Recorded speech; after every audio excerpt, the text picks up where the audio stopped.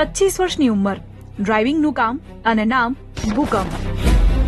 બની શકે તમને જાણીને નવાઈ લાગે, કારણ કે કોઈનું નામ આફત પરથી કેવી રીતે હોઈ શકે, પણ છે. 26 જાન્યુઆરી 2001ની યાદ અનેક લોકોને આજે પણ કંપાવી મૂકે છે, પણ એક વ્યક્તિ એવી છે કે ભૂકંપની યાદ તેના નામ સાથે જોડાઈ ગઈ છે. 26 જાન્યુઆરીએ જન્મ્યા અને ડોક્ટરે નામ રાખી દીધું ભૂકંપ. ભચાઉમાં જન્મેલા ભૂકંપ રબારી 25 વર્ષના થવા જઈ રહ્યા છે. સરકારી સર્ટિફિકેટમાં પણ તેનું નામ ભૂકંપ જ રહ્યું છે.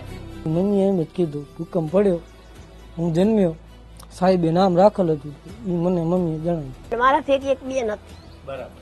એ બેન એમ કીધું કે નામ હું મને કાંઈ ખબર નથી શું આનું નામ દેવું શું ના દેવું. પછી એણે એમ કીધું કે આનું નામ ભૂકંપ દેવાનું. તમે કીધું તમારે જે દેવું હોય દે, મને કાંઈ ભાન નથી. ભૂકંપ રબારીને તો એના જન્મ વિશે એટલો ખ્યાલ નહોતો, પરંતુ તેમના મમ્મી શનીબેનને એ દિવસનો ઘટનાક્રમ બરાબરનો યાદ હતો. સવારે વાડીએથી ઘરે પહોંચ્યા અને ભૂકંપ આવ્યો હતો. તેમની ડિલિવરીમાં પણ એક બહેને મદદ કરી હતી. તે દી સુધી તો ખાવાય નતું જોયું, ના જડે બિસ્કીટ, ના એ ચા, ને પાણી, ને કાંઈ. એ નહીં કપડાં, ને નહીં દીકરાને નવરાવાનું નતું. દુનિયા માટે એ ગુજારી ઘટના છે, પરંતુ શનીબેન માટે તો આ શબ્દ એટલે તેનો દીકરો ભૂકંપ છે, જેને મોટો કરનાર મામા કહે છે